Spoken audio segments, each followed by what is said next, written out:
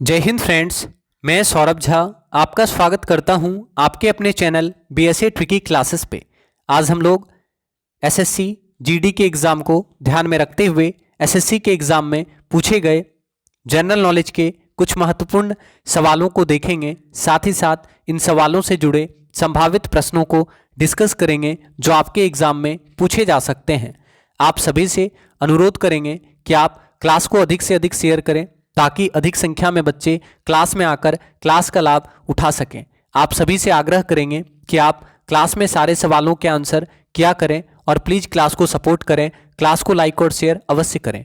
तो चलिए शुरू करते हैं क्लास और देखते हैं हमारा पहला सवाल।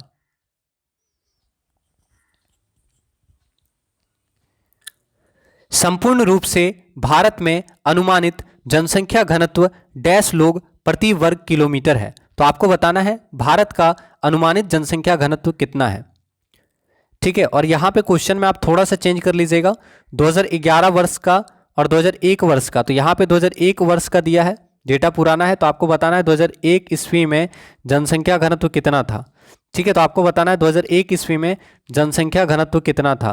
तो याद रखना है कि 2001 ईस्वी में भारत का जनसंख्या घनत्व 325 व्यक्ति प्रति वर्ग किलोमीटर था। याद रखना है 2001 ईस्वी में भारत का जनसंख्या घनत्व कितना था। तो अगर पूछे 2001 ईस्वी में भारत का जनसंख्या घनत्व 325 व्यक्ति प्रति वर्ग किलोमीटर था। ठीक है, लेकिन वर्तमान में पूछे जनसंख्या घनत्व तो ये बढ़ चुका है, आपको पता होना चाहिए। तो वर्तमान में भारत का जनसंख्या घनत्व कितना है आप बताइए। वर्तमान में भारत का जनसंख्या घनत्व कितना है। ठीक है, तो याद रखना है वर्तमान में भारत का जनसंख्या घनत्व 382 व्यक्ति प्रति वर्ग किलोमीटर है। क्या है? 382 व्यक्ति प्रति वर्ग किलोमीटर है। तो याद रखना है कि वर्तमान में भारत का जनसंख्या घनत्व 382 व्यक्ति प्रति वर्ग किलोमीटर है, जबकि 2001 ईस्वी में जो जनसंख्या घनत्व था वो 325 व्यक्ति प्रति वर्ग किलोमीटर था। आया समझ में? ठीक है, तो इसको याद रख लीजिएगा। 2001 पूछेगा, 2001 में जनसंख्या घनत्व कितना था? 325 व्यक्ति प्रति वर्ग किलोमीटर। और 2011 ईस्वी में पूछेगा तो 2011 ईस्वी में जनसंख्या घनत्व कितना है। तो वर्तमान जनगणना के अनुसार भारत का जनसंख्या घनत्व कितना है? 2011 जनगणना के अनुसार भारत का जनसंख्या घनत्व 382 व्यक्ति प्रति वर्ग किलोमीटर है। याद रखिएगा। ठीक है, तो यहाँ पे आपका आंसर क्या होगा? 2001 से पूछेगा तो 325 व्यक्ति प्रति वर्ग किलोमीटर, 2011 से पूछेगा तो याद रखना है 382 व्यक्ति प्रति वर्ग किलोमीटर। ठीक है, अगर आपसे पूछेगा 2011 जनगणना के अनुसार भारत का सबसे अधिक जनसंख्या घनत्व वाला राज्य कौन सा है, तो आपको बताना है तीन कौन कौन से ऐसे राज्य हैं जहाँ पे सबसे अधिक जनसंख्या घनत्व है। आंसर कीजिएगा। 3 सर्वाधिक जनसंख्या घनत्व वाला राज्य, 3 सर्वाधिक जनसंख्या घनत्व वाला राज्य, क्योंकि सबसे अधिक जनसंख्या घनत्व वाला राज्य आप सभी को पता होगा। 3 सर्वाधिक जनसंख्या घनत्व वाला राज्य कौन सा है? 3 सर्वाधिक जनसंख्या घनत्व वाला राज्य कौन कौन सा है? तो पहला नंबर में आप जानते हैं कि बिहार जो है सर्वाधिक जनसंख्या घनत्व वाला राज्य है। याद रखना है कि बिहार सर्वाधिक जनसंख्या घनत्व वाला राज्य है। दूसरे नंबर पे आता है वेस्ट बंगाल। याद रखना है बिहार सर्वाधिक जनसंख्या घनत्व वाला राज्य है। दूसरे नंबर पे बिहार आता है, पहले नंबर पे बिहार, दूसरे नंबर पे वेस्ट बंगाल, तीसरे नंबर पे केरल। तो याद रखना है 3 सर्वाधिक जनसंख्या घनत्व वाला राज्य है बिहार, वेस्ट बंगाल और केरल। तो बिहार भारत का सर्वाधिक जनसंख्या घनत्व वाला राज्य है, वेस्ट बंगाल दूसरा सर्वाधिक जनसंख्या घनत्व वाला राज्य है और केरल तीसरा सर्वाधिक जनसंख्या घनत्व वाला राज्य है। याद रखिएगा। ठीक है, अगर आपसे पूछे जनसंख्या घनत्व वाला केंद्र शासित प्रदेश तो आप आंसर क्या करिएगा? 3 सर्वाधिक जनसंख्या घनत्व वाला केंद्र शासित प्रदेश। तो आंसर करें 3 सर्वाधिक जनसंख्या घनत्व वाला केंद्र शासित प्रदेश। इस तरह का सवाल पूछता है एग्जाम में, 3 सर्वाधिक जनसंख्या घनत्व वाला यूनियन टेरिटरी कौन कौन सा है? तो 3 सर्वाधिक जनसंख्या घनत्व वाला केंद्र शासित प्रदेश, पहला कौन सा है? दिल्ली। दिल्ली जो है सर्वाधिक जनसंख्या घनत्व वाला केंद्र शासित प्रदेश है। याद रखना है दिल्ली सर्वाधिक जनसंख्या घनत्व वाला केंद्र शासित प्रदेश है। दूसरे नंबर पे आता है चंडीगढ़। ठीक है, चंडीगढ़ याद रखना है दूसरे नंबर पे आता है, यहाँ पे ऐसे सुधार लीजिएगा। चंडीगढ़ जो है दूसरा सर्वाधिक जनसंख्या घनत्व वाला केंद्र शासित प्रदेश है। ठीक है, और तीसरा आता है पुदुचेरी। तो अगर आपसे पूछे सर्वाधिक जनसंख्या घनत्व वाला केंद्र शासित प्रदेश कौन सा है, तो दिल्ली सर्वाधिक जनसंख्या घनत्व वाला केंद्र शासित प्रदेश है, चंडीगढ़ दूसरा सर्वाधिक जनसंख्या घनत्व वाला केंद्र शासित प्रदेश है और पुदुचेरी तीसरा सर्वाधिक जनसंख्या घनत्व वाला केंद्र शासित प्रदेश है। समझ में आया? तो 3 सर्वाधिक जनसंख्या घनत्व वाला केंद्र शासित प्रदेश है दिल्ली, चंडीगढ़, पुदुचेरी। ठीक है, तो इस चीज़ को आप याद रखिएगा। और न्यूनतम जनसंख्या घनत्व वाला राज्य पूछेगा तो आपको पता है न्यूनतम जनसंख्या घनत्व वाला राज्य कौन सा है, तो आप आंसर करें न्यूनतम जनसंख्या घनत्व वाला राज्य है अरुणाचल प्रदेश। तो न्यूनतम जनसंख्या घनत्व वाला राज्य पूछेगा तो याद रखना है न्यूनतम जनसंख्या घनत्व वाला राज्य है अरुणाचल प्रदेश। तो अरुणाचल प्रदेश जो है सबसे कम जनसंख्या घनत्व वाला राज्य है, याद रखेंगे। तो अरुणाचल प्रदेश न्यूनतम जनसंख्या घनत्व वाला राज्य है। इसके बाद आता है मिजोरम और उसके बाद आता है सिक्किम। ठीक है, तो सर्वाधिक मतलब ऐसे याद रखना है, न्यूनतम जनसंख्या घनत्व वाला 3 राज्य पूछेगा तो सबसे कम जनसंख्या घनत्व है अरुणाचल प्रदेश में। ठीक है, उसके बाद मिजोरम का नंबर आता है, उसके बाद सिक्किम का नंबर आता है, याद रखिएगा। ठीक है, तो यहाँ पे आपका आंसर क्या होगा, संपूर्ण रूप से भारत में 2001 कर लीजिएगा। 2001 ईस्वी में अनुमानित जनसंख्या घनत्व कितना था, 325, और वर्तमान में जनसंख्या घनत्व कितना है, 382 व्यक्ति प्रति वर्ग किलोमीटर, याद रखिएगा। तो क्लास को एक बार आप लोग शेयर कर दीजिए ताकि और भी बच्चे क्लास में आ सकें और क्लास का लाभ उठा सकें।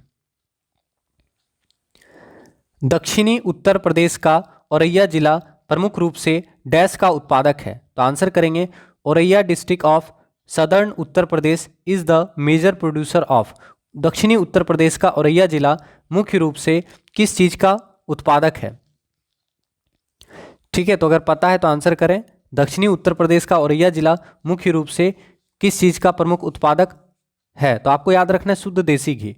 ठीक है, शुद्ध देसी घी का उत्पादन जो है उत्तर प्रदेश के औरैया जिला में मुख्य रूप से होता है। ठीक है, तो आपको याद रखना है आंसर क्या हो जाएगा, उत्तर प्रदेश का औरैया जिला।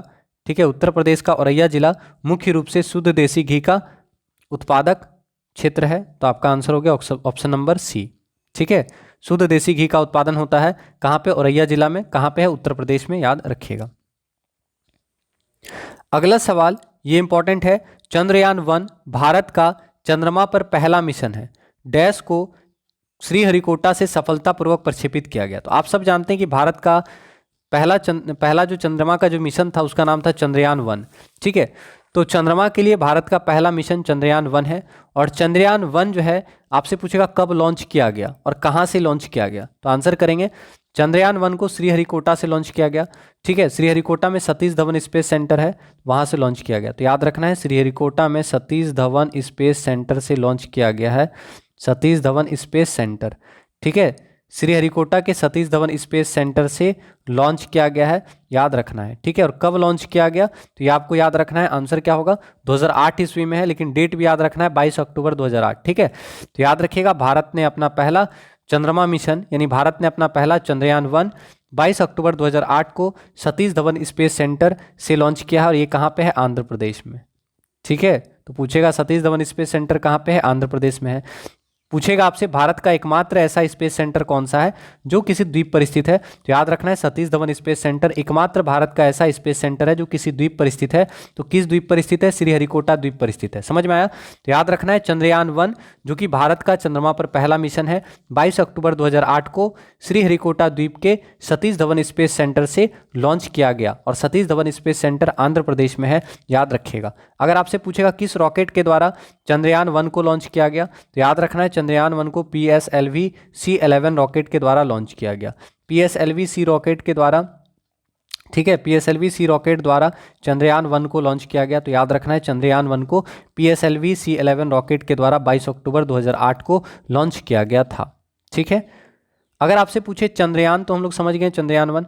अगर आपसे पूछे मंगलयान फर्स्ट कब लॉन्च किया गया, पता है आपको, मंगल मिशन अगर आपसे पूछेगा, मंगलयान मतलब मंगल मिशन आपसे पूछेगा कि मंगल मिशन भारत ने कब लॉन्च किया मंगल मिशन कब लॉन्च किया गया था। तो याद रखना है 5 नवंबर 2013, 5 नवंबर 2013 को मंगल मिशन लॉन्च किया गया था। ठीक है, तो इसरो द्वारा मंगलयान नामक अपनी अंतरिक्ष एजेंसी के अंतर्गत 5 नवंबर 2013 को मंगल ग्रह की परिक्रमा हेतु एक उपग्रह को भेजा गया था। ठीक है, तो मंगल मिशन कब लॉन्च किया गया भारत के द्वारा, भारत का पहला मंगल मिशन। ठीक है, या मंगलयान-1 बोलेगा तो याद रखना है 5 नवंबर 2013 को भारत ने अपना पहला मंगल मिशन लॉन्च किया था। कहाँ से, आंध्र प्रदेश के श्रीहरिकोटा द्वीप स्थित सतीश धवन स्पेस सेंटर से। ठीक है, तो इसको भी आप याद रखिएगा। तो मंगल मिशन 5 नवंबर 2013 को लॉन्च किया गया, याद रखेंगे। ठीक है, अब यहाँ से और भी आपका इंपॉर्टेंट सवाल बन सकता है। ठीक है, तो ये सवाल फिलहाल आपको समझ में आ गया। तो अगर आपसे पूछेगा चंद्रयान-1 कब लॉन्च किया गया, तो 22 अक्टूबर 2008 को चंद्रयान-1 लॉन्च किया गया था, याद रखिएगा। ठीक है, तो क्लास को एक बार आप लोग शेयर कर दीजिए ताकि और भी बच्चे क्लास में आ सकें और क्लास का लाभ उठा सकें। अगला सवाल, किस मामले में आत्मरक्षा का अधिकार उपलब्ध नहीं होगा। आपको बताना है किस मामले में आत्मरक्षा का अधिकार उपलब्ध नहीं होगा। In which case the right of self defence will not be available. Work done by public servant, लोक सेवक द्वारा किया गया कार्य। ऑप्शन नंबर बी, आपराधिक अत्याचार को रोकने में। ऑप्शन नंबर सी, जंगम समिति की रक्षा में। Option number D, all of the above. तो आपको आंसर करना है इनमें से कौन सा ऐसा मामला है जिसमें आत्मरक्षा का अधिकार उपलब्ध नहीं होगा। ठीक है, तो सही आंसर क्या होगा? ऑप्शन नंबर ए, लोक सेवक द्वारा किया गया कार्य। ठीक है, तो याद रखना है लोक सेवक द्वारा किया गया कार्य में आत्मरक्षा का अधिकार उपलब्ध नहीं होगा। तो आपका सही आंसर है ऑप्शन नंबर ए। ठीक है, अगला सवाल काफी इंपॉर्टेंट सवाल है। भारत का पहला नाभिकीय पनडुब्बी INS अरिहंत डैश में स्थित नौसेना जहाज निर्माण केंद्र पर बनाया गया था। तो सबसे पहले तो आपको यहाँ से ये याद रखना है कि भारत का पहला नाभिकीय पनडुब्बी का नाम क्या है। भारत का पहला नाभिकीय पनडुब्बी का नाम है INS अरिहंत। तो याद रखेंगे भारत का पहला नाभिकीय पनडुब्बी INS अरिहंत है। और INS अरिहंत को कहाँ बनाया गया था? तो कहाँ पर स्थित नौसेना जहाज निर्माण केंद्र पर बनाया गया था, ये आपसे पूछ रहा है। तो सही आंसर होगा ऑप्शन नंबर सी। तो याद रखेंगे भारत का पहला नाभिकीय पनडुब्बी INS अरिहंत विशाखापट्टनम में स्थित नौसेना जहाज निर्माण केंद्र पर बनाया गया था। तो भारत का पहला नाभिकीय पनडुब्बी INS अरिहंत है जिसको विशाखापट्टनम नौसेना जहाज निर्माण केंद्र पर बनाया गया था, याद रखिएगा। ठीक है, तो आंसर ऑप्शन नंबर सी। अब देखिए कुछ इंपॉर्टेंट सवाल जो यहाँ से आपके एग्जाम में बहुत ज़्यादा पूछता है। अगर आपसे पूछे परमाणु ऊर्जा आयोग की स्थापना कब की गई, आप बताएंगे परमाणु ऊर्जा आयोग की स्थापना कब की गई। परमाणु ऊर्जा आयोग की स्थापना कब की गई? तो याद रखना है परमाणु ऊर्जा आयोग की स्थापना 10 अगस्त 1948 को हुआ था। परमाणु ऊर्जा आयोग की स्थापना 10 अगस्त 1948 को हुआ था। किसके द्वारा हुआ था? तो डॉक्टर होमी जहांगीर भाभा के द्वारा। ठीक है, डॉक्टर होमी जहांगीर भाभा के द्वारा। ठीक है, डॉक्टर होमी जहांगीर भाभा के द्वारा। तो याद रखना है डॉक्टर होमी जहांगीर भाभा के द्वारा। ठीक है, परमाणु ऊर्जा आयोग की स्थापना की गई थी। कब किया गया था? 10 अगस्त 1948 को। तो भारत में परमाणु ऊर्जा आयोग की स्थापना 10 अगस्त 1948 को डॉक्टर होमी जहांगीर भाभा के द्वारा किया गया था। डॉक्टर होमी जहांगीर भाभा की अध्यक्षता में किया गया था। तो अगर आपसे पूछे परमाणु ऊर्जा कार्यक्रम का जनक किन्हें कहा जाता है, तो आप आंसर कीजिएगा परमाणु ऊर्जा कार्यक्रम का जनक किन्हें कहा जाता है। परमाणु ऊर्जा कार्यक्रम का जनक किन्हें कहा जाता है? तो याद रखना है डॉक्टर होमी जहांगीर भाभा को परमाणु ऊर्जा कार्यक्रम का जनक कहा जाता है। तो याद रखेंगे डॉक्टर होमी जहांगीर भाभा को क्या कहा जाता है? डॉक्टर होमी जहांगीर भाभा को परमाणु ऊर्जा कार्यक्रम का जनक कहा जाता है। और डॉक्टर होमी जहांगीर भाभा की अध्यक्षता में 10 अगस्त 1948 को परमाणु ऊर्जा आयोग की स्थापना की गई थी। ठीक है, अगर आपसे पूछे मिसाइल मैन ऑफ इंडिया किसे कहा जाता है, तो आप जानते हैं APJ अब्दुल कलाम, जो कि भारत के 11वें राष्ट्रपति थे। APJ अब्दुल कलाम जो कि भारत के 11वें राष्ट्रपति थे, उन्हें मिसाइल मैन ऑफ इंडिया कहा जाता है। ठीक है, तो इसको भी आप याद रखिएगा, पूछता है एग्जाम में। अगर आपसे पूछे विश्व का पहला परमाणु बिजली घर किस देश में स्थापित हुआ, तो विश्व का पहला परमाणु बिजली घर रूस में स्थापित किया गया था, याद रखेंगे। अगर आपसे पूछे भारत का पहला परमाणु रिएक्टर का नाम क्या है? भारत का पहला परमाणु रिएक्टर, भारत का पहला परमाणु रिएक्टर का नाम क्या है? तो आप आंसर करें भारत का पहला परमाणु रिएक्टर का नाम अप्सरा है। सभी जानते हैं कि भारत का पहला परमाणु रिएक्टर अप्सरा है। और अप्सरा को कब शुरुआत किया गया? अप्सरा को कब लॉन्च किया गया था? तो याद रखना है भारत का पहला परमाणु रिएक्टर अप्सरा है, जो कि 4 अगस्त 1956 को लॉन्च किया गया था। ठीक है, तो अप्सरा 4 अगस्त 1956। ठीक है, तो भारत का पहला परमाणु रिएक्टर अप्सरा है, जो कि 1956 ईस्वी में बना था, याद रखिएगा। और भारत का पहला परमाणु विस्फोट, अगर आपसे पूछे भारत का पहला परमाणु विस्फोट कब हुआ था? भारत द्वारा पहला परमाणु विस्फोट कब हुआ था? परमाणु परीक्षण कब हुआ था?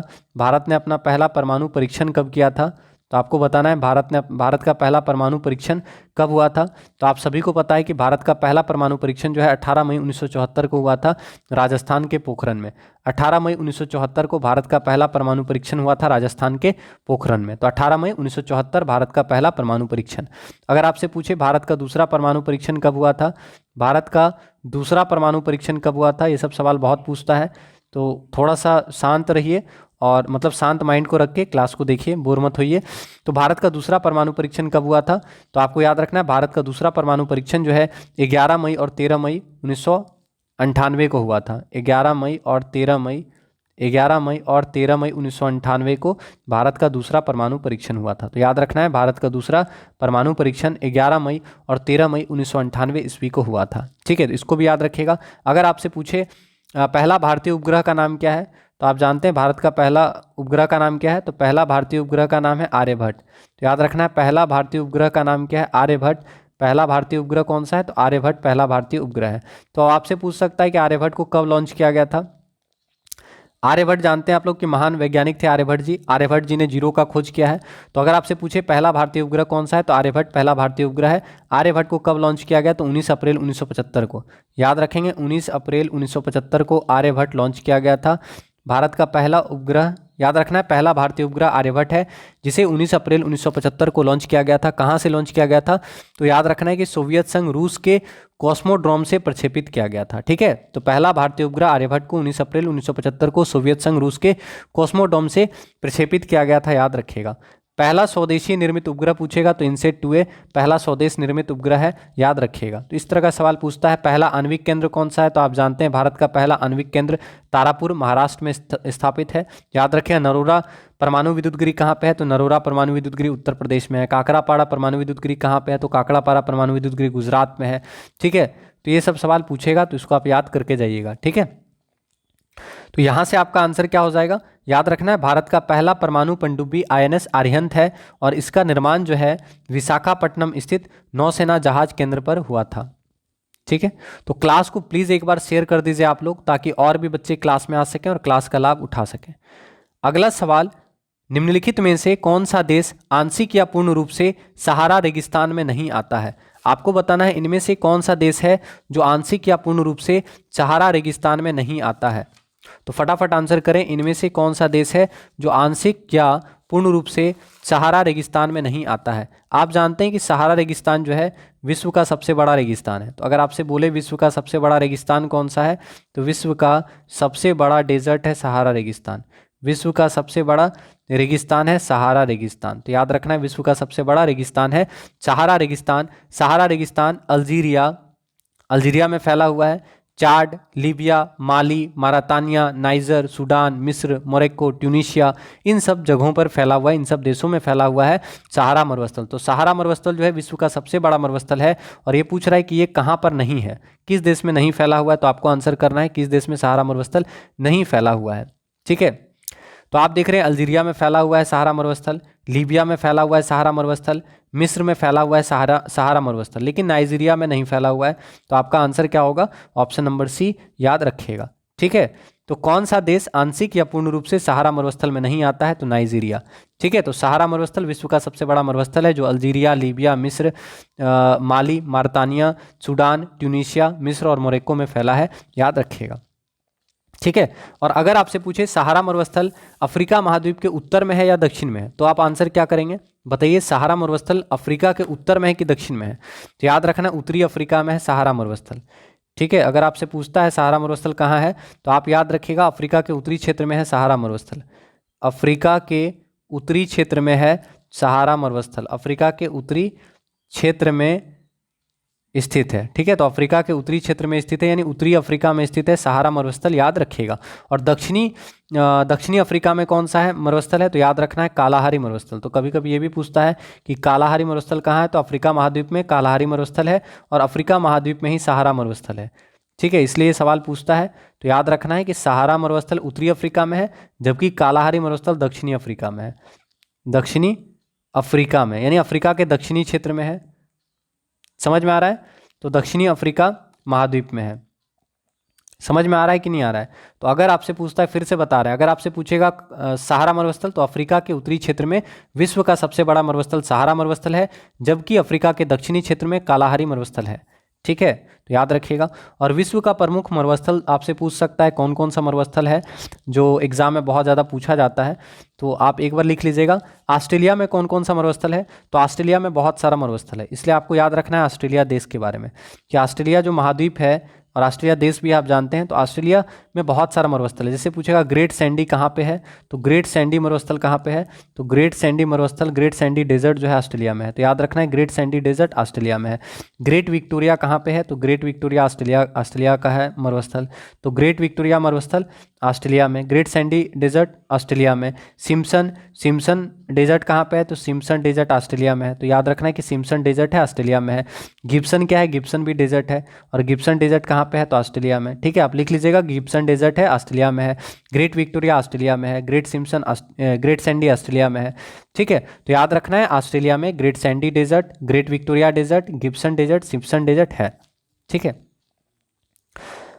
और आपसे पूछ सकता है गोबी मरुस्थल कहाँ पे है, गोबी मरुस्थल कहाँ पे है, तो आप जानते हैं मंगोलिया और चीन में फैला है गोबी मरुस्थल। तो अगर आपसे पूछे गोबी मरुस्थल कहाँ पे है, तो चीन और मंगोलिया में फैला है गोबी मरुस्थल। तो याद रखना है कि गोबी मरुस्थल चीन और मंगोलिया में है गोबी मरुस्थल। तो गोबी मरुस्थल कहाँ पे है, तो मंगोलिया में है गोबी मरुस्थल, याद रखना है। ठीक है, अगर आपसे पूछे कालाहारी मरुस्थल कहाँ पे है, तो कालाहारी मरुस्थल कहाँ है, बोत्सवाना अफ्रीका में। कालाहारी मरुस्थल कहाँ पे है, बोत्सवाना में है कालाहारी मरुस्थल, याद रखना है बोत्सवाना में है कालाहारी मरुस्थल। कालाहारी मरुस्थल कहाँ है, बोत्सवाना में, अफ्रीका महाद्वीप में। ठीक है, तो अफ्रीका महाद्वीप में है कालाहारी मरुस्थल, याद रखना है, और बोत्सवाना देश है। तो कालाहारी मरुस्थल बोत्सवाना में है, याद रखिएगा। तकलामाकन अगर आपसे पूछेगा तकलामाकन क्या है, तो तकलामाकन डेजर्ट है, मरुस्थल है तकलामाकन। तो तकलामाकन डेजर्ट कहाँ पे है, तो याद रखना है कि तकलामाकन डेजर्ट सिकियांग चीन में है। तकलामाकन डेजर्ट कहाँ पे है, तो तकलामाकन डेजर्ट सिकियांग चीन में है। तो याद रखना है कि चीन में है तकलामाकन मरुस्थल। तकलामाकन मरुस्थल कहाँ पे है, चीन में है, याद रखिएगा। अगर आपसे पूछे नामीब मरुस्थल कहाँ पे है, तो दक्षिण अफ्रीका में है नामीब मरुस्थल। ठीक है, ठीक है, समझ में आ रहा है, दक्षिण अफ्रीका में है नामीब मरुस्थल, याद रखना है। नामीबिया में, दक्षिण अफ्रीका के नामीबिया में है नामीब मरुस्थल। अगर आपसे पूछेगा कराकुम, कराकुम डेजर्ट कहाँ पे है, तो आपको बताना है कराकुम डेजर्ट कहाँ पे है। तुर्कमेनिस्तान में है तुर्कमेनिस्तान में है कराकुम डेजर्ट, तुर्कमेनिस्तान, याद रखना है तुर्कमेनिस्तान में है कराकुम डेजर्ट, याद रहेगा। कराकुम डेजर्ट कहाँ पे है, तुर्कमेनिस्तान में है कराकुम डेजर्ट। थार रेगिस्तान आप जानते हैं कि उत्तर पश्चिमी भारत और पाकिस्तान में है थार मरुस्थल। थार मरुस्थल भारत और पाकिस्तान में फैला है, याद रखिएगा। आटाकामा भी पूछता है, आटाकामा डेजर्ट कहाँ पे है, आटाकामा डेजर्ट कहाँ पे है, तो आप बताइएगा आटाकामा डेजर्ट कहाँ पे है, तो उत्तरी चिली, तो चिली देश में है आटाकामा मरुस्थल। तो अगर आपसे पूछे आटाकामा मरुस्थल कहाँ पे है, तो उत्तरी चिली देश में आटाकामा मरुस्थल है, यानी दक्षिणी अमेरिका में है। तो याद रखना है दक्षिणी अमेरिका में आटाकामा मरुस्थल है। ठीक है, तो आटाकामा मरुस्थल उत्तरी चिली दक्षिण अमेरिका में स्थित है, याद रखिएगा। अगर आपसे पूछे दस्ते लूट, अगर आपसे पूछे दस्ते लूट मरुस्थल कहाँ पे है, इंपॉर्टेंट है, दस्ते लूट मरुस्थल कहाँ पे है, तो याद रखना है कि दस्ते लूट एक मरुस्थल का नाम है। दस्ते लूट मरुस्थल है जो कि पूर्वी ईरान में है। कहाँ पे है, तो दस्ते लूट मरुस्थल कहाँ पे है, पूर्वी ईरान में है दस्ते लूट मरुस्थल। तो याद रखना है कि पूर्वी ईरान में दस्ते लूट मरुस्थल है। ठीक है, तो इस तरह का सवाल आपसे पूछ सकता है। तो आपको याद रखना है कि कौन सा मरुस्थल कहाँ पे है, सहारा मरुस्थल कहाँ पे है, ऑस्ट्रेलिया में कौन कौन सा मरुस्थल है, गोबी मरुस्थल कहाँ पे है, कालाहारी कहाँ पे है, तकलामाकन कहाँ पे है।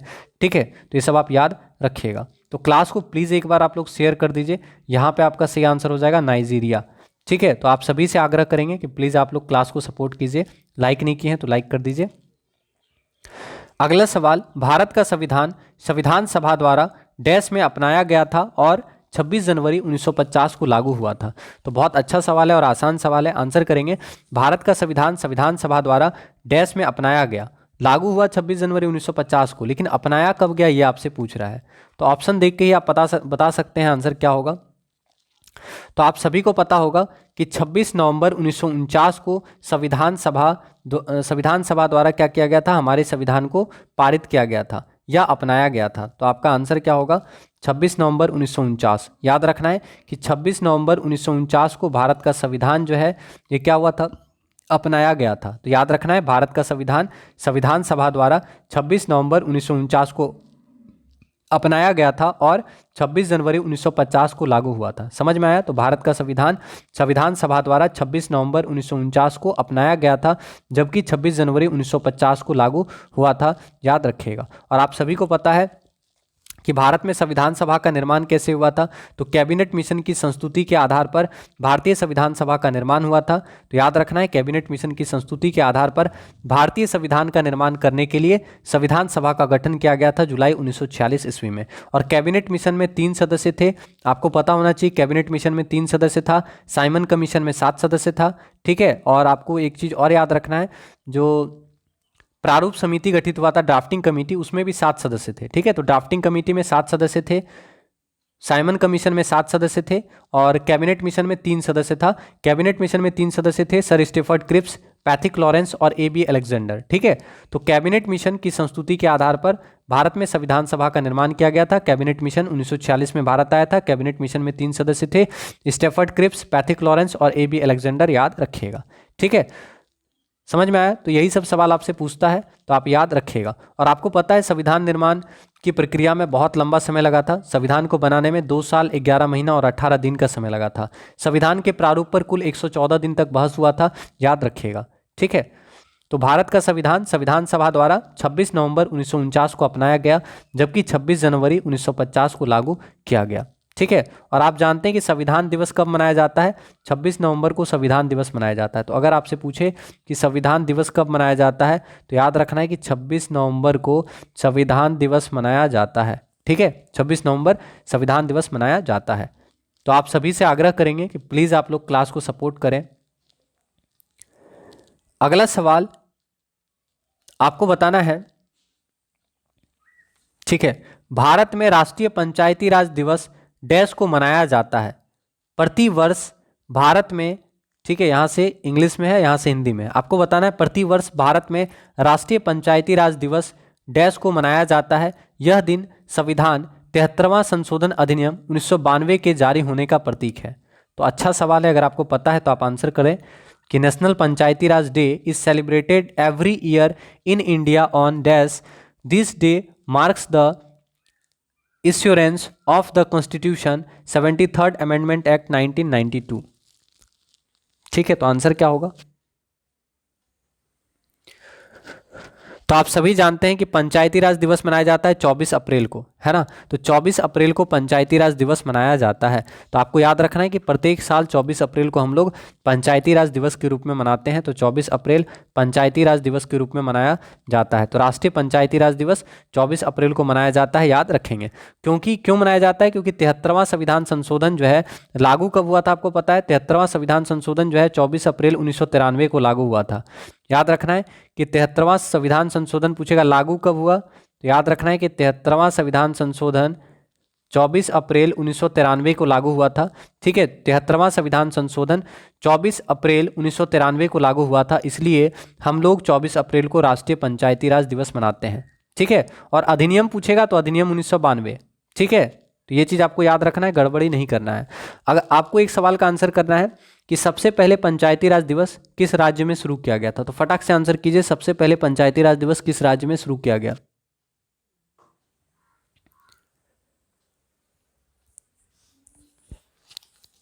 तो आंसर क्या होगा? तो याद रखना है कि सबसे पहले पंचायती राज दिवस जो है, सबसे पहले पंचायती राज सिस्टम जो है राजस्थान के नागौर जिले में शुरू किया गया था, ठीक है। तो पंचायती राज सिस्टम का शुभारंभ कहाँ से हुआ था? तो पंचायती राज का शुभारंभ जो है, याद रखना है, पंचायती राज का शुभारंभ राजस्थान के नागौर जिले से हुआ था। कहाँ से? राजस्थान के नागौर जिले से, ठीक है। राजस्थान के नागौर जिले से हुआ था। कब हुआ था आप बताइएगा? तो पंचायती राज सिस्टम का शुभारंभ जो है राजस्थान के नागौर जिले से हुआ था 2 अक्टूबर 1959 को, ठीक है। तो भारत में पहली बार पंचायती राज सिस्टम जो है वो राजस्थान के नागौर जिले में लगाया गया था 2 अक्टूबर 1959 को, ठीक है। 2 अक्टूबर 1959 को भारत के पहले प्रधानमंत्री श्री जवाहरलाल नेहरू जी द्वारा राजस्थान राज्य के नागौर जिले में पंचायती राज सिस्टम का शुभारंभ किया गया था, याद रखेंगे, ठीक है। तो ये भी समझ में आ गया। और यहाँ से क्या क्या सवाल बनेगा? तो आपको याद रखना है कि 73वां संविधान संशोधन जो है, 73वां संविधान संशोधन पंचायती राज सिस्टम से जुड़ा हुआ है, याद रखना है। और पंचायती राज सिस्टम पूछेगा किस भाग में है, तो आपको याद रखना है भाग 9 में पंचायती राज सिस्टम का उल्लेख है, याद रखना है भाग 9 में पंचायती राज सिस्टम का उल्लेख है। कौन सा अनुसूची? तो अनुसूची 11। अनुसूची 11 में जोड़ा है पंचायती राज सिस्टम को। ठीक है, तो अगर आपसे पूछे कि पंचायती राज सिस्टम को 73वां संविधान संशोधन द्वारा कहाँ जोड़ा गया, तो पंचायती राज सिस्टम को 73वां संविधान संशोधन द्वारा 11वीं अनुसूची में जोड़ा गया, याद रखना है। ठीक है, समझ में आ रहा है। तो भाग 9 में अनुसूची 11 के तहत पंचायती राज सिस्टम को जोड़ा गया 73वां संविधान संशोधन 1993 के द्वारा। ठीक है, और अनुसूची आपको याद रखना है 11 भाग 9, और आर्टिकल अगर पूछेगा तो आर्टिकल 243 में पंचायती राज सिस्टम के बारे में बताया गया है, याद रखेंगे। और भारत में त्रिस्तरीय पंचायती राज सिस्टम के बारे में किसने बताया था, तो याद रखना है बलवंत राय मेहता समिति 1957 ईस्वी में आया था। 1957 ईस्वी में बलवंत राय मेहता समिति का गठन हुआ था, जिसमें 3 टियर पंचायती राज सिस्टम के बारे में बताया गया था। और अशोक मेहता समिति का गठन 1977 ईस्वी में हुआ था, और अशोक मेहता समिति जो है द्विस्तरीय पंचायती राज सिस्टम के प्रावधान को बताता है, याद रखिएगा। ठीक है, तो आपको समझ में आ गया कि पंचायती राज दिवस हम लोग 24 अप्रैल को मनाते हैं। 73वां संविधान संशोधन अधिनियम 1992 में आया था, और ये पारित हुआ था, पूरी तरह से लागू कब हुआ था, 1993 में। ठीक है, तो इस चीज़ को आप याद रख लीजिएगा। चलिए, तो अगला सवाल देखते हैं। क्लास को एक बार शेयर कर दीजिएगा आप लोग, ताकि और भी बच्चे क्लास में आ सकें। भारत के संविधान की डैश अनुसूची में असम, मेघालय, त्रिपुरा और मिजोरम राज्यों में जनजातीय क्षेत्रों के प्रशासन के संबंध में प्रावधान है। तो आपको बताना है कौन सा अनुसूची है जिसमें असम, मेघालय, त्रिपुरा और मिजोरम राज्यों में जनजातीय क्षेत्रों के प्रशासन के बारे में बताया गया है। ठीक है, तो आपको पता होगा मूल संविधान में 8 अनुसूची था, लेकिन वर्तमान में 12 अनुसूची है। याद रखिएगा, मूल संविधान में 8 अनुसूची थे, वर्तमान में 12 अनुसूची है। ठीक है, तो अब आपको बताना है कि कौन सा अनुसूची है, आंसर कर दीजिएगा। मूल संविधान में 8 अनुसूची। मूल संविधान में कितना अनुसूची था, मूल संविधान में 8 अनुसूची था। ठीक है, और वर्तमान में 12 अनुसूची है, याद रखिएगा।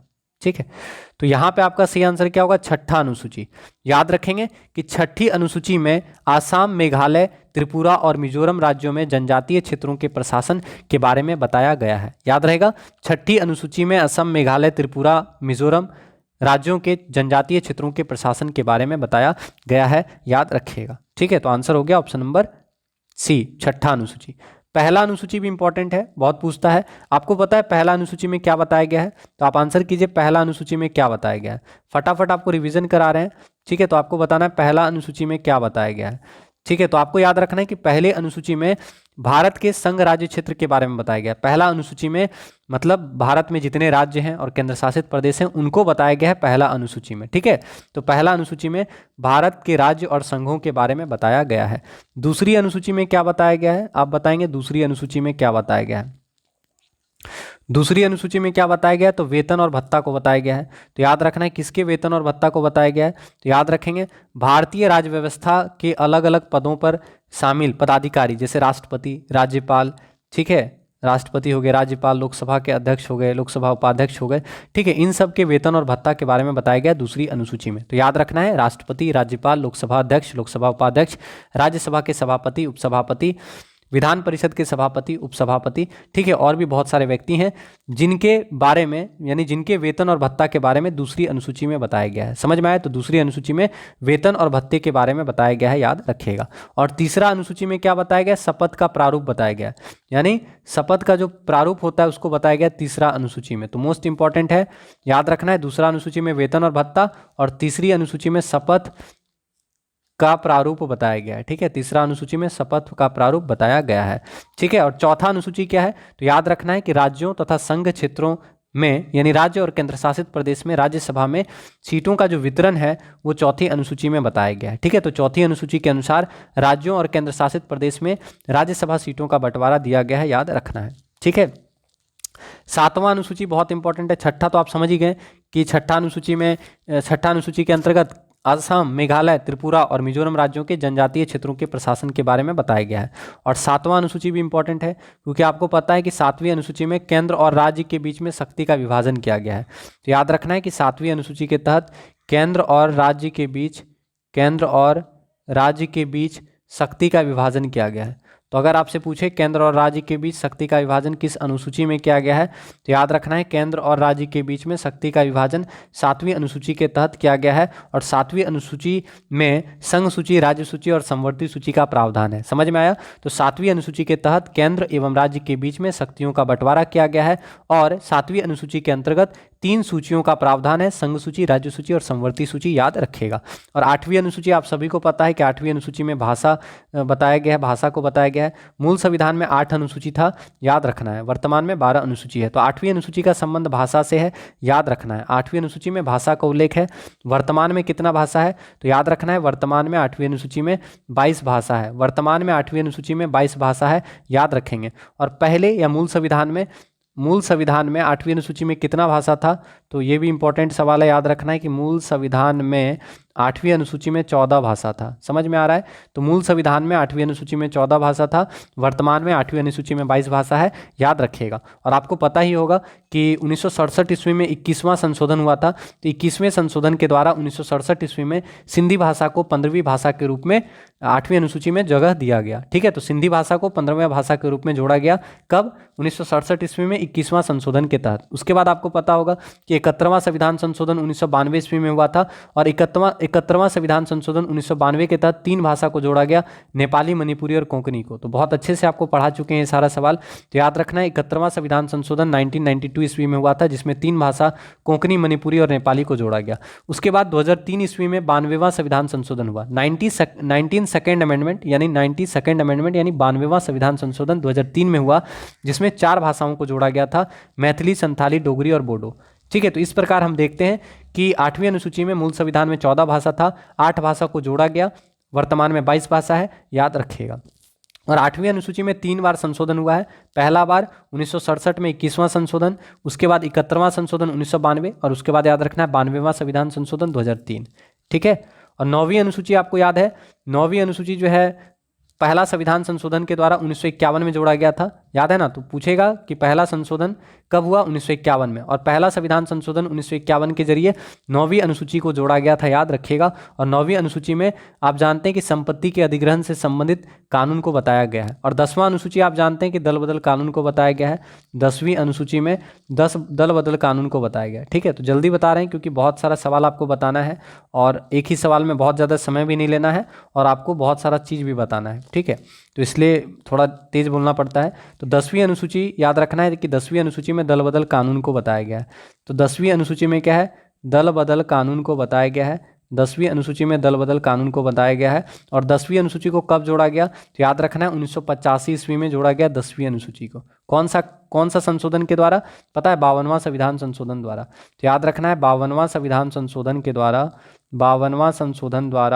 52वां संविधान संशोधन द्वारा 1985 ईस्वी में 10वीं अनुसूची को जोड़ा गया। याद रखना है कि 52वां संविधान संशोधन द्वारा 1985 ईस्वी में दल बदल कानून को जोड़ा गया 10वीं अनुसूची के अंतर्गत। ठीक है, तो 10वीं अनुसूची के तहत दल बदल कानून को जोड़ा गया कब? 1985 ईस्वी में। कौन से संविधान संशोधन के तहत? 52वां संविधान संशोधन के तहत, याद रखिएगा। 11वीं अनुसूची आप जानते हैं कि पंचायती राज सिस्टम को 73वां संविधान संशोधन अधिनियम के तहत 1993 ईस्वी में 11वीं अनुसूची में जोड़ा गया। और 12वां अनुसूची आप जानते हैं कि नगर पालिका के बारे में 12वीं अनुसूची जो है उसमें नगर पालिका को जोड़ा गया है। ठीक है, 74वां संविधान संशोधन के जरिए 12वीं अनुसूची में नगर पालिका को जोड़ा गया है, याद रखिएगा। ठीक है, 73वां संविधान संशोधन 11वीं अनुसूची को जोड़ा गया, 74वां संविधान संशोधन 12वीं अनुसूची को जोड़ा गया। तो वर्तमान में 12 अनुसूची है, याद रखिएगा। तो यहाँ पे आपका सही आंसर क्या हो गया? ऑप्शन नंबर सी, याद रखिएगा। तो आप सभी से आग्रह करेंगे कि प्लीज़ आप लोग क्लास को सपोर्ट करें। क्लास को लाइक नहीं किए हैं तो लाइक कर दीजिए।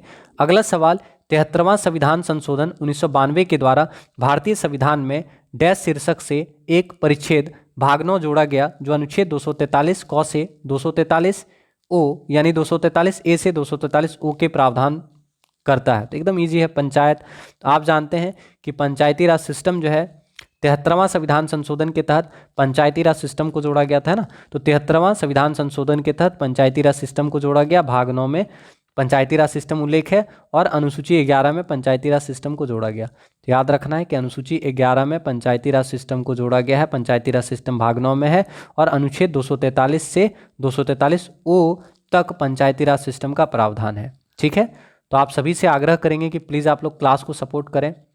अगला सवाल, भारत के संविधान का कौन सा अनुच्छेद राष्ट्रीय महत्व के स्मारकों, स्थलों और वस्तुओं की सुरक्षा से संबंधित है? तो आपको आंसर करना है, भारत के संविधान का कौन सा अनुच्छेद राष्ट्रीय महत्व के स्मारक, स्थल और वस्तुओं की सुरक्षा से संबंधित है? ठीक है, तो बहुत अच्छा सवाल है और काफी आसान सवाल है। तो आंसर करेंगे, आंसर क्या होगा, कौन सा अनुच्छेद भारत में अंतर्राष्ट्रीय महत्व के स्मारक, स्थल और वस्तुओं की सुरक्षा के बारे में बताता है? तो सही आंसर क्या हो जाएगा, ऑप्शन नंबर सी, आर्टिकल 49। ठीक है, तो अनुच्छेद 49 याद रखना है, ये नीति निर्देशक तत्व में आता है। ठीक है, अनुच्छेद 49 के तहत राष्ट्रीय महत्व के स्मारक, स्थल और वस्तुओं की सुरक्षा को बताया गया है, याद रखिएगा। आप सभी को याद रखना है राज्य के नीति निर्देशक तत्व। पहले ये याद रखना है कि राज्य का नीति निर्देशक तत्व किस भाग में है, कहाँ से लिया गया है। ठीक है, थोड़ा सा नीचे चलते हैं। आपको पहले क्या याद रखना है कि राज्य का नीति निर्देशक तत्व यानी डीपीएसपी कहाँ से लिया गया है? तो याद रखना है आयरलैंड से लिया गया। याद रखेंगे कि राज्य का नीति निर्देशक तत्व आयरलैंड से लिया गया है। कहाँ से लिया गया है? तो याद रखना है कि राज्य का नीति निर्देशक तत्व आयरलैंड से लिया गया है। किस भाग में है? तो आपको याद रखना है भाग 4 में राज्य के नीति निर्देशक तत्व का उल्लेख है। पूछेगा आर्टिकल कहाँ से कहाँ तक, तो अनुच्छेद 36 से 51 तक, भाग 4 में अनुच्छेद 36 से 51 तक राज्य के नीति निर्देशक तत्वों का उल्लेख किया गया है। आया समझ में? तो राज्य के नीति निर्देशक तत्व आयरलैंड के संविधान से लिए गए हैं। भाग 4 के अनुच्छेद 36 से 51 तक राज्य के नीति निर्देशक तत्वों का उल्लेख किया गया है। ठीक है, और याद रखना है कि राज्य के नीति निर्देशक तत्वों को न्यायालय द्वारा लागू नहीं किया जा सकता है, यानी इसे वैधानिक शक्ति प्राप्त नहीं है। ठीक है, और इसका मुख्य उद्देश्य क्या है? तो राज्य के नीति निर्देशक तत्व का मुख्य उद्देश्य है कल्याणकारी राज्य की स्थापना करना। ठीक है, तो कल्याणकारी राज्य की स्थापना करना डीपीएसपी का मुख्य उद्देश्य है, याद रखिएगा। अब यहाँ पे आपका आर्टिकल क्या क्या है? बहुत सारा इंपॉर्टेंट आर्टिकल है। अनुच्छेद 38 क्या है? तो राज्य लोक कल्याण की अभिवृद्धि के लिए सामाजिक व्यवस्था बनाएगा, यह अनुच्छेद 38 में कहा गया है। तो अगर पूछे अनुच्छेद 38 में क्या है, तो राज्य लोक कल्याण की अभिवृद्धि के लिए सामाजिक व्यवस्था बनाएगा, ऐसा अनुच्छेद 38 में कहा गया है। ठीक है, अगर आपसे पूछे समान कार्य के लिए समान वेतन किस अनुच्छेद में है, तो आप बताएं समान कार्य के लिए समान वेतन। याद है आपको? समान कार्य के लिए समान वेतन, तो आपको याद रखना है कि समान कार्य के लिए समान वेतन अनुच्छेद 39 क में बताया गया है। अनुच्छेद 39 क के तहत समान कार्य के लिए समान वेतन का प्रावधान है, याद रहेगा। अनुच्छेद 39 क में, ठीक है, समान कार्य के लिए समान वेतन का प्रावधान है, याद रखिएगा। ठीक है, ग्राम पंचायत का गठन आप जानते हैं। ग्राम पंचायत का गठन आप आंसर करेंगे, ग्राम पंचायत का गठन। ग्राम पंचायत का गठन अनुच्छेद 40 के तहत ग्राम पंचायत का गठन किया जाता है, याद होगा आप सभी को। ग्राम पंचायत का गठन आर्टिकल 40 के तहत ग्राम पंचायत का गठन किया जाता है, याद रखेंगे। ठीक है, अनुच्छेद 40 के तहत ग्राम पंचायत का गठन। अनुच्छेद 44 में क्या है? तो नागरिकों के लिए एक समान सिविल संहिता यानी यूनिफॉर्म सिविल कोड का उल्लेख अनुच्छेद 44 में है, याद रखिएगा। ठीक है, और अनुच्छेद 48 में क्या है? तो याद रखना है अनुच्छेद 48 में कृषि एवं पशुपालन, कृषि एवं पशुपालन का संगठन जो है ये कहा गया है किसमें? अनुच्छेद 48 में कृषि एवं पशुपालन के बारे में कहा गया है। तो कृषि एवं पशुपालन का संगठन अनुच्छेद 48 में कहा गया है, याद रखिएगा। अनुच्छेद 48 क में क्या है? तो पर्यावरण का संरक्षण है अनुच्छेद 48 क में। तो याद रखना है कि पर्यावरण का संरक्षण, वन्य जीवों की सुरक्षा, ठीक है, ये जो है ये कहा गया है 48 क में। ठीक है, तो अनुच्छेद 48 में कृषि एवं पशुपालन का संगठन कहा गया है। अनुच्छेद 48 क में पर्यावरण का संरक्षण तथा संवर्धन और वन एवं वन्य जीवों की रक्षा करना अनुच्छेद 48 क में बताया गया है। और अनुच्छेद 49 में क्या है? तो राष्ट्रीय महत्व के स्मारक, स्थल और वस्तुओं की सुरक्षा करना राज्य का कर्तव्य होगा, यह कहा गया है अनुच्छेद 49 में। और अनुच्छेद 50 मोस्ट इंपॉर्टेंट है, कार्यपालिका को न्यायपालिका से अलग किया गया है अनुच्छेद 50 के तहत। तो कार्यपालिका और न्यायपालिका का पृथक्करण, तो आप लिख लीजिएगा अच्छे से, कार्यपालिका और न्यायपालिका का पृथक्करण। ठीक है, कार्यपालिका और न्यायपालिका में पृथक्करण किस अनुच्छेद के तहत किया गया है? तो याद रखना है कि कार्यपालिका को न्यायपालिका से अलग किया गया है अनुच्छेद 50 के तहत। ठीक है, और अनुच्छेद 51 मोस्ट इंपॉर्टेंट है। अनुच्छेद 51 में क्या लिखा गया आप जानते हैं? अंतर्राष्ट्रीय शांति एवं सुरक्षा। तो याद रखेंगे भारत जो है अंतर्राष्ट्रीय शांति एवं सुरक्षा का प्रयास करेगा, ऐसा कहा गया है आर्टिकल 51 में। तो अंतर्राष्ट्रीय शांति और सुरक्षा का प्रयास, तो आप लिख लीजिएगा अंतर्राष्ट्रीय शांति एवं सुरक्षा का प्रयास भारत करेगा अनुच्छेद 51 के तहत, याद रखना है। ठीक है, तो समझ में आ गया कि राज्य के नीति निर्देशक तत्व के तहत राष्ट्रीय महत्व के स्मारक, स्थल और वस्तुओं की सुरक्षा का प्रावधान है अनुच्छेद 49 में। तो आप सभी से आग्रह करेंगे कि प्लीज़ आप लोग क्लास को सपोर्ट करें। क्लास को लाइक नहीं किए हैं तो प्लीज़ क्लास को लाइक कीजिए। अगला सवाल, यूनाइटेड प्रोविंस कब उत्तर प्रदेश बना? आपको बताना है कि यूनाइटेड प्रोविंस कब उत्तर प्रदेश बना। ठीक है, यूनाइटेड प्रोविंस जो है कब उत्तर प्रदेश बना आपको बताना है। अच्छा सवाल है, अगर पता है तो आंसर करें, यूनाइटेड प्रोविंस कब उत्तर प्रदेश बना। ठीक है, यूनाइटेड प्रोविंस कब उत्तर प्रदेश बना, तो आंसर क्या होगा, 1950 ईस्वी। याद रखना है 1950 ईस्वी में यूनाइटेड प्रोविंस जो है उत्तर प्रदेश बना। ठीक है, तो याद रखना है 1950 ईस्वी में उत्तर प्रदेश यूनाइटेड प्रोविंस बना। ठीक है, तो आपका आंसर क्या हो गया, ऑप्शन नंबर सी। ठीक है, तो यूनाइटेड प्रोविंस उत्तर प्रदेश कब बना, तो याद रखना है 1950 ईस्वी में यूनाइटेड प्रोविंस उत्तर प्रदेश बना। ठीक है, अब यहाँ से आपको क्या क्या याद रखना है, तो स्वतंत्रता से पहले याद रखना है कि संयुक्त प्रांत कहा जाता था उत्तर प्रदेश को। उत्तर प्रदेश को क्या कहा जाता था, संयुक्त प्रांत कहा जाता था आज़ादी से पहले। और उत्तर प्रदेश के बारे में आप सभी को पता है कि गौतम बुद्ध ने अपना पहला उपदेश सारनाथ में दिया था। सारनाथ उत्तर प्रदेश में है। गौतम बुद्ध की मृत्यु कुशीनगर में हुई थी, जिसे महापरिनिर्वाण कहा जाता है। ठीक है ना, तो गौतम बुद्ध ने पहला उपदेश सारनाथ में दिया था, उत्तर प्रदेश में है। गौतम बुद्ध का निधन जो है कहाँ हुआ था, कुशीनगर में, और इस घटना को बौद्ध ग्रंथ में महापरिनिर्वाण कहा जाता है। तो ये भी याद रखना है।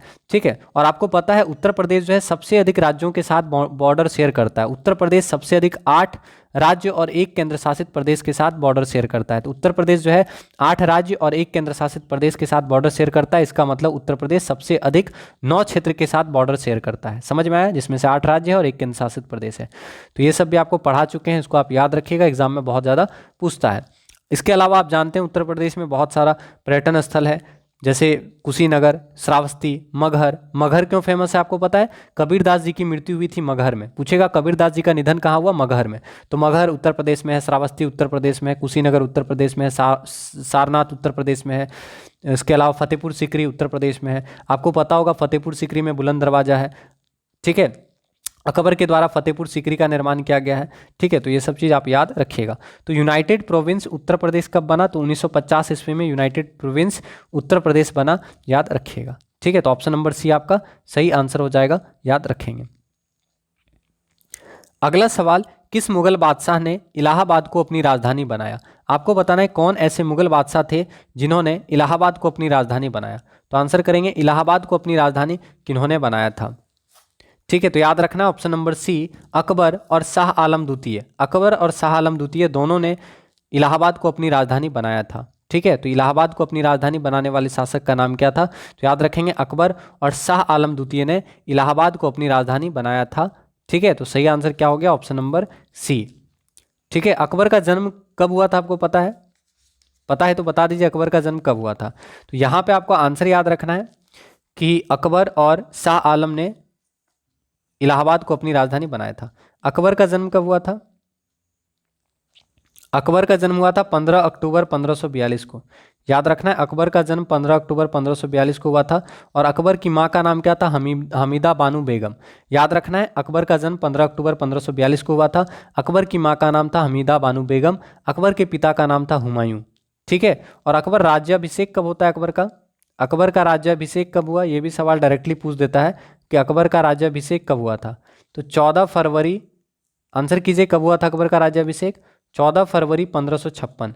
याद रखना है 14 फरवरी 1556 को अकबर का राज्याभिषेक हुआ था। ठीक है, 14 फरवरी 1556 ईस्वी को अकबर का राज्याभिषेक हुआ था पंजाब के कालानौर नामक स्थान पर। और बैरम खां आप जानते हैं, बैरम खां कौन थे? बैरम खां अकबर के संरक्षक थे, याद रखेंगे। ठीक है, बहुत महान व्यक्ति थे बैरम खां।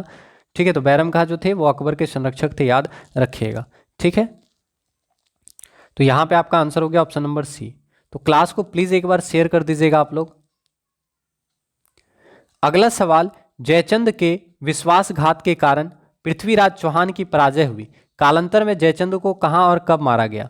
तो आपको बताना है, आप सभी जानते हैं कि जयचंद ने विश्वासघात किया था, जिसके वजह से पृथ्वीराज चौहान जी हार गए थे तराइन के दूसरे युद्ध में।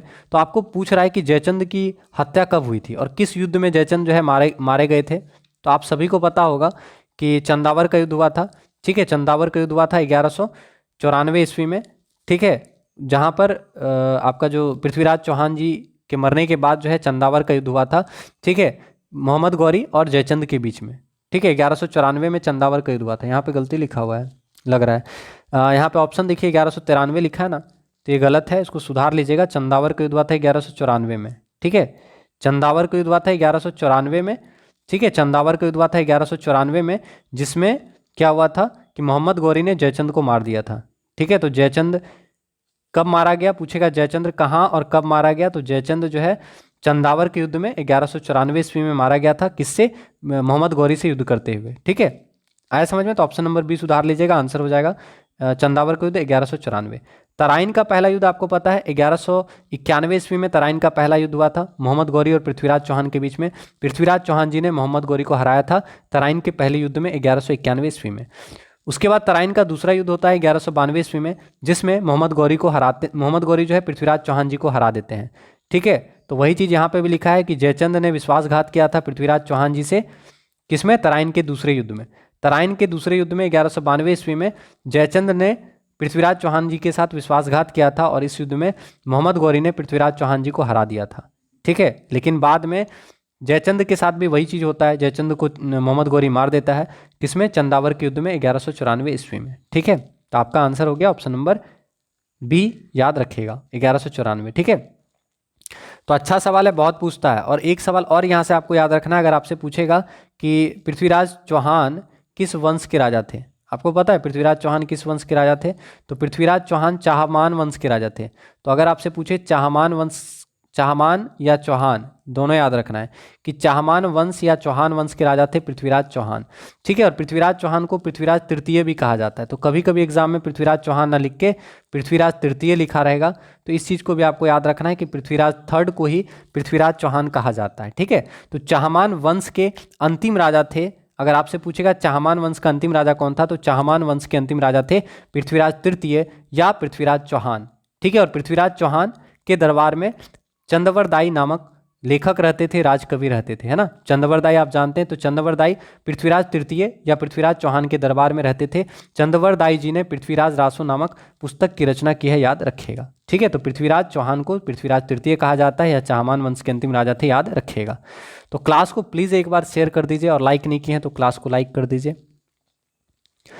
कन्नौज से पूर्व हर्षवर्धन कहाँ का शासक था? आंसर करेंगे कन्नौज से पूर्व हर्षवर्धन कहाँ के शासक थे। अच्छा सवाल है, एग्जाम में पूछा जाता है कि कन्नौज से पूर्व हर्षवर्धन कहाँ के राजा थे। ठीक है, तो आंसर करें कन्नौज से पूर्व हर्षवर्धन कहाँ के राजा थे। सबसे पहले हर्षवर्धन किस वंश के राजा थे? तो आपको पता होगा किस वंश के राजा थे हर्षवर्धन, आपको पता है? पुष्यभूति वंश के राजा थे। पुष्यभूति वंश कहा जाता है, या फिर इसको क्या कहा जाता है? वर्धन वंश कहा जाता है। तो एग्जाम में पूछेगा ये सवाल, तो पुष्यभूति वंश या वर्धन वंश के राजा थे हर्षवर्धन। तो इस चीज़ को आपको याद रखना है, पूछेगा कि पुष्यभूति वंश या वर्धन वंश का राजा कौन था, तो हर्षवर्धन पुष्यभूति वंश या वर्धन वंश के राजा थे, याद रखिएगा। अगर आपसे पूछेगा पुष्यभूति वंश के संस्थापक कौन थे, तो आप सभी को पता है कि पुष्यभूति वंश के संस्थापक पुष्यभूति थे, याद है ना। तो पुष्यभूति वंश के संस्थापक पुष्यभूति थे, और पुष्यभूति की राजधानी थानेश्वर थी। पुष्यभूति की राजधानी कहाँ थी? थानेश्वर थी, याद रखिएगा। समझ में आया? यानी पुष्यभूति वंश की स्थापना किसने किया? तो पुष्यभूति वंश की स्थापना पुष्यभूति के द्वारा की गई, और पुष्यभूति वंश की राजधानी कहाँ थी? थानेश्वर। तो यहीं से आपका आंसर भी आ गया, है ना। पूछा है कन्नौज से पूर्व हर्षवर्धन की राजधानी कहाँ थी, तो कन्नौज से पूर्व हर्षवर्धन की राजधानी थानेश्वर थी। ठीक है, समझ में आया? तो पुष्यभूति वंश के संस्थापक पुष्यभूति थे और उनकी राजधानी थानेश्वर थी, याद रखेंगे। तो कन्नौज से पूर्व हर्षवर्धन की राजधानी कहाँ थी? थानेश्वर थी। ठीक है, अब ये कन्नौज को राजधानी कैसे बनाते हैं, आपको पता है? तो हर्षवर्धन ने, पूछेगा हर्षवर्धन ने किसे हराया था, तो आप जानते हैं हर्षवर्धन ने शशांक को हराया था। हर्षवर्धन ने शशांक को हराया। शशांक को हराकर कन्नौज पर कब्जा कर लिया। ठीक है, तो यही सवाल बनता है कि हर्षवर्धन ने किसको हराया, तो हर्षवर्धन ने शशांक को हराकर कन्नौज पर कब्जा कर लिया। ठीक है, कन्नौज पर कब्जा कर लिया और कन्नौज को अपनी राजधानी बनाया। समझ में आया? तो याद रखना है कि हर्षवर्धन ने शशांक को हराकर कन्नौज पर कब्जा किया और कन्नौज को राजधानी बनाया। ठीक है, और कन्नौज को राजधानी बनाने से पहले राजधानी क्या थी? थानेश्वर थी। आया समझ में? पहले राजधानी थानेश्वर था, लेकिन हर्षवर्धन ने शशांक को हराकर कन्नौज पर कब्जा किया, उसके बाद उन्होंने कन्नौज को अपनी राजधानी बनाया। आया समझ में? तो ये चीज़ आप याद रखिएगा। ठीक है, और ये भी पूछता है कि हर्षवर्धन को कौन सा मतलब उपाधि दिया गया था। तो याद रखना है हर्षवर्धन को बहुत सारा उपाधि मिला था, जिसमें से बहुत फेमस था शिलादित्य।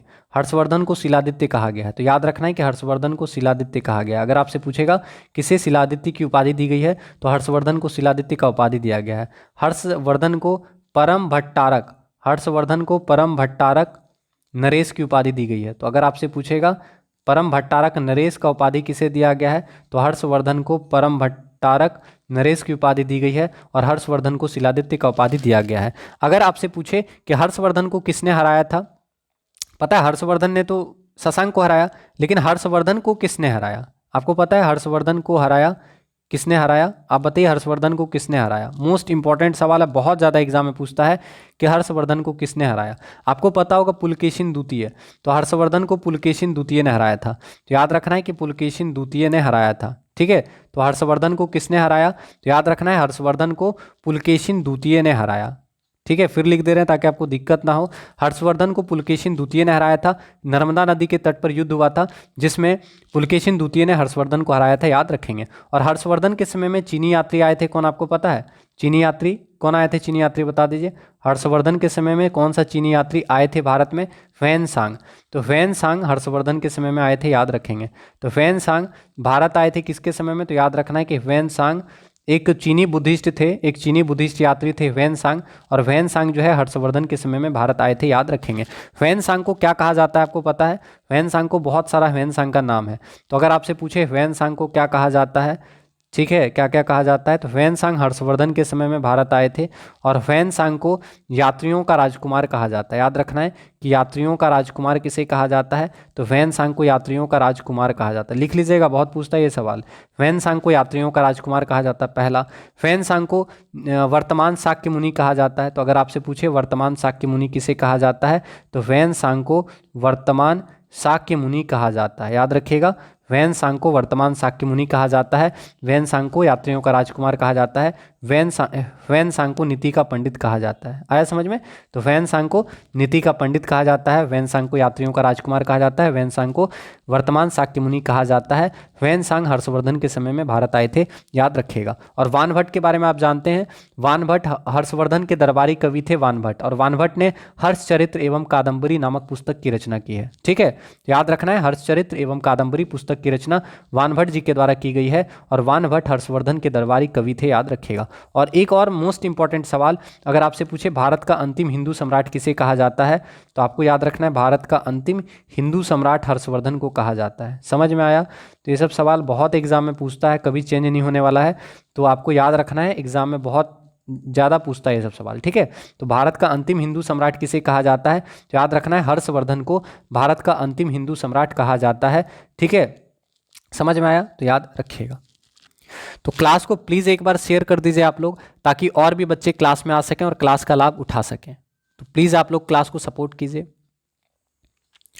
अगला सवाल, उत्तर प्रदेश में वह कौन सा एकमात्र क्षेत्र है जहां तांबा पाया जाता है? आंसर करेंगे which is the only area in Uttar Pradesh where copper is found. Uttar Pradesh का एकमात्र क्षेत्र कौन सा है जहां पर कॉपर पाया जाता है? तो आंसर क्या होगा? ललितपुर। ललितपुर उत्तर प्रदेश का एकमात्र क्षेत्र है जहां पर कॉपर यानी तांबा पाया जाता है। तो याद रखना है कि उत्तर प्रदेश के ललितपुर में तांबा पाया जाता है। ठीक है, तो आंसर ऑप्शन नंबर सी। तो याद रखिएगा आंसर क्या होगा? ललितपुर में तांबा पाया जाता है। अगला सवाल, उत्तर प्रदेश में नींबू प्रधानतः कहाँ उगाया जाता है? तो आंसर करेंगे उत्तर प्रदेश में नींबू बहुत ज़्यादा मात्रा में कहाँ उगाया जाता है? तो ऑप्शन नंबर ए सहारनपुर और मेरठ। याद रखना है कि सहारनपुर और मेरठ में नींबू बहुत ज़्यादा उगाया जाता है। तो यहाँ से आपको क्या याद रखना है कि मेरठ उत्तर प्रदेश में है, सहारनपुर उत्तर प्रदेश में। आपको पता है मेरठ से 1857 की क्रांति शुरू हुई थी, याद है ना? तो कभी कभी ये भी पूछता है, तो माइंड में याद आ जाना चाहिए। जैसे अगर आप मेरठ ऑप्शन देख रहे हैं तो आपको याद आ जाना चाहिए कि 1857 की क्रांति कहाँ से शुरू हुई थी? तो 1857 की क्रांति मेरठ से शुरू हुई थी। कब? 10 मई 1857 को, याद है ना? 10 मई 1857 को मेरठ से 1857 की क्रांति शुरू हुई थी। ठीक है, तो सहारनपुर और मेरठ जो है उत्तर प्रदेश में है, और यहाँ पर नींबू प्रधानतः उगाया जाता है। ठीक, तो आप सभी से आग्रह करेंगे कि प्लीज़ आप लोग भी क्लास को सपोर्ट करें। लाइक नहीं किए हैं तो लाइक कर दीजिए। अगला सवाल, निम्नलिखित में से कौन न्यूनतम समर्थन मूल्य एमएसपी के अंतर्गत शामिल नहीं है? आपको बताना है एमएसपी का फुल फॉर्म। तो एमएसपी का फुल फॉर्म आप जानते हैं, मिनिमम सपोर्ट प्राइस। तो पहला सवाल, एमएसपी का फुल फॉर्म होता है मिनिमम सपोर्ट प्राइस। अब आपको बताना है कि इनमें से कौन सा फसल जो है न्यूनतम समर्थन मूल्य के अंतर्गत नहीं आता है। तो आपको बताना है इनमें से कौन सा फसल न्यूनतम समर्थन मूल्य के अंतर्गत नहीं आता है। आप जानते हैं कि भारत सरकार द्वारा कृषि लागत एवं मूल्य आयोग CACP की अनुशंसा के आधार पर कुछ फसलों की बुआई सत्र के प्रारंभ में न्यूनतम समर्थन मूल्य की घोषणा की जाती है और न्यूनतम समर्थन मूल्य के तहत वर्तमान में 22 फसलों को रखा गया है। याद रखना है न्यूनतम समर्थन मूल्य के अंतर्गत 22 फसलों को रखा गया है। तो याद रखना है कि 22 फसलों को रखा गया है न्यूनतम समर्थन मूल्य के अंतर्गत। ठीक है, वर्तमान में 22 फसलों को न्यूनतम समर्थन मूल्य MSP के अंतर्गत रखा गया है। और इससे फायदा क्या होता है आपको पता है? तो याद रखना है मिनिमम सपोर्ट प्राइस का फायदा क्या है? तो MSP का मुख्य उद्देश्य किसानों की आर्थिक स्थिति को मजबूत बनाए रखना है और खाद्य सुरक्षा हेतु सार्वजनिक वितरण के लिए खाद्यान्नों को प्राप्त करना है। तो याद रखना है कि न्यूनतम समर्थन मूल्य का मुख्य उद्देश्य किसानों को आर्थिक रूप से मजबूत बनाना है और खाद्य सुरक्षा हेतु सार्वजनिक वितरण के लिए खाद्यान्न को प्राप्त करना है। वर्तमान में 22 फसलों को न्यूनतम समर्थन मूल्य के अंतर्गत रखा जाता है, याद रखिएगा। और न्यूनतम समर्थन मूल्य के लिए कौन सा आयोग है? तो याद रखना है कृषि लागत एवं मूल्य आयोग CACP की अनुशंसा के आधार पर न्यूनतम समर्थन मूल्य को लाया गया है। ठीक है, तो यहाँ पे आपका आंसर क्या होगा? ऑप्शन नंबर डी, मूंगफली। देख के ही पता चल रहा है ना कि मूंगफली को न्यूनतम समर्थन मूल्य में शामिल नहीं किया गया है। अरहर, मसूर, उड़द, इन सभी को न्यूनतम समर्थन मूल्य में शामिल किया गया है। तो याद रखना है 22 फसल को न्यूनतम समर्थन मूल्य में शामिल किया गया है, जिसमें से 7 अनाज हैं, धान, गेहूँ, जौ, बाजरा, मक्का, रागी, ज्वार। तो 7 अनाज है, 5 दाल है, उसके बाद बच गया आपका 5, 7, 12 और 7 बच गया तिलहन। 7 तिलहन है और भी अन्य कुछ है इसमें। ठीक है, तो याद रखना है न्यूनतम समर्थन मूल्य में धान, अरहर, मूंग, चना, मसूर, सरसों, ठीक है, इन सबको शामिल किया गया है। तो यहाँ पे आपका आंसर क्या होगा? ऑप्शन नंबर डी आप याद रखिएगा, आंसर हो जाएगा। ठीक है, तो क्लास को एक बार प्लीज सपोर्ट कीजिए, शेयर नहीं किए हैं तो क्लास को शेयर कर दीजिए।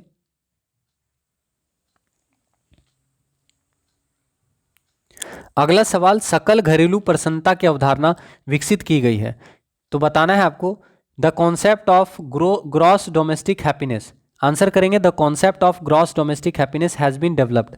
किस देश के द्वारा ग्रॉस डोमेस्टिक हैप्पीनेस, सकल घरेलू प्रसन्नता का जो कॉन्सेप्ट है ये दिया गया? तो याद रखना है भूटान के द्वारा सकल घरेलू प्रसन्नता की अवधारणा दी गई है। एक्चुअल में भूटान बहुत गरीब देश है, लेकिन भूटान देश में जो है सकल घरेलू प्रसन्नता की अवधारणा दी गई है। तो अगर आपसे पूछे सकल घरेलू प्रसन्नता की अवधारणा किस देश के द्वारा दिया गया है, तो याद रखना है भूटान देश के द्वारा ग्रॉस डोमेस्टिक हैप्पीनेस दिया गया है। ठीक है, तो ग्रॉस डोमेस्टिक हैप्पीनेस का जो कॉन्सेप्ट है किस देश के द्वारा दिया गया है? तो भूटान देश के द्वारा ग्रॉस डोमेस्टिक हैप्पीनेस कॉन्सेप्ट को दिया गया है, याद रखिएगा। आया समझ में?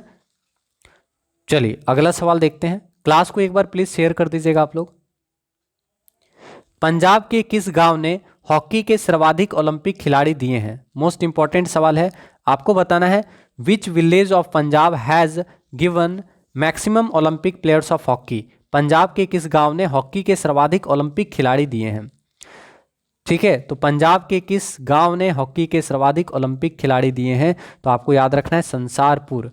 ठीक है, नाम से याद हो जाए संसारपुर, और ओलंपिक क्या है? संसार में फेमस है। तो याद रखना है कि पंजाब के संसारपुर गांव ने हॉकी के सर्वाधिक ओलंपिक खिलाड़ी दिए हैं। तो आपका आंसर हो गया ऑप्शन नंबर डी, याद रहेगा, ऑप्शन नंबर डी आपका सही आंसर होगा। आपको पता होगा कि ओलंपिक में भारत ने सबसे अधिक कितना बार गोल्ड जीता है हॉकी के लिए? भारत ने, ठीक है ऐसे कर लीजिएगा, ओलंपिक में सबसे अधिक गोल्ड भारत जीता है हॉकी में। भारत ने सर्वाधिक कितना गोल्ड जीता है आप बताइए तो? भारत ने हॉकी में सर्वाधिक कितना गोल्ड जीता है आप बताइए तो? भारत ने हॉकी में 8 गोल्ड जीता है। ठीक है, तो ये आपको याद रखना है। पूछेगा सवाल कि ओलंपिक में, ये ओलंपिक लिखा है तो ओलंपिक में सर्वाधिक 8 बार गोल्ड किसने जीता है? तो पूछेगा आपसे कि ओलंपिक में सर्वाधिक 8 बार गोल्ड किसने जीता है? तो भारत में। ओलंपिक में सर्वाधिक बार हॉकी के लिए गोल्ड जीतने वाला देश कौन है? तो याद रखना है ओलंपिक में हॉकी के लिए सबसे अधिक 8 बार गोल्ड भारत ने जीता है। ठीक है, और अगर आपसे पूछे हॉकी का पहला वर्ल्ड कप कब हुआ था, तो बताएं हॉकी का पहला वर्ल्ड कप कब हुआ था? हॉकी का पहला वर्ल्ड कप कब हुआ था आपको पता है? जिस साल बांग्लादेश आज़ाद हुआ था। हॉकी का पहला वर्ल्ड कप कब हुआ था? 1971 ईस्वी में, और 1971 में ही बांग्लादेश आज़ाद हुआ था। 1971 में ही भारत पाकिस्तान के बीच में युद्ध हुआ था। 1971 में ही आपको पता होगा भारत में दूसरी बार राष्ट्रीय आपातकाल लगा था 1971 में। 1971 में इंदिरा गांधी को भारत रत्न अवार्ड दिया गया था। 1971 में कल्पकम परमाणु अनुसंधान केंद्र की स्थापना तमिलनाडु में की गई थी। तो ये सब सवाल याद रखना है कि 1971 में पहला हॉकी का वर्ल्ड कप हुआ था। हॉकी का पहला वर्ल्ड कप 1971 में हुआ था, याद रखिएगा। रिलेट कहाँ से करेंगे? जिस साल बांग्लादेश आज़ाद हुआ उसी साल हॉकी का पहला वर्ल्ड कप 1971 में खेला गया। ठीक। और हॉकी में अगर पूछेगा ओलंपिक में सबसे अधिक गोल्ड किसने जीता? भारत ने 8 बार। ठीक है। और क्रिकेट का पहला वर्ल्ड कप कब खेला गया? 1975 में क्रिकेट का पहला वर्ल्ड कप खेला गया था, जिसमें वेस्टइंडीज ने ऑस्ट्रेलिया को हराया था। ठीक है। 1975 में इंग्लैंड में पहला क्रिकेट का 50 ओवर का वर्ल्ड कप खेला गया था। ठीक है। 1975 में पहला क्रिकेट वर्ल्ड कप हुआ था, कहाँ पे? इंग्लैंड में। किसने जीता? वेस्टइंडीज। ठीक है। भारत जो है 1983 का क्रिकेट वर्ल्ड कप जीता था, इंग्लैंड में हुआ था। भारत ने वेस्टइंडीज को हराया था 1983 के क्रिकेट वर्ल्ड कप में। ठीक है। तो ये सब चीज़ आपको माइंड में याद रहना चाहिए। ठीक है। तो यहाँ पे आपका सही आंसर होगा पंजाब के संसारपुर गांव ने हॉकी के सर्वाधिक ओलंपिक खिलाड़ी दिए हैं। तो आंसर ऑप्शन नंबर डी। ठीक है।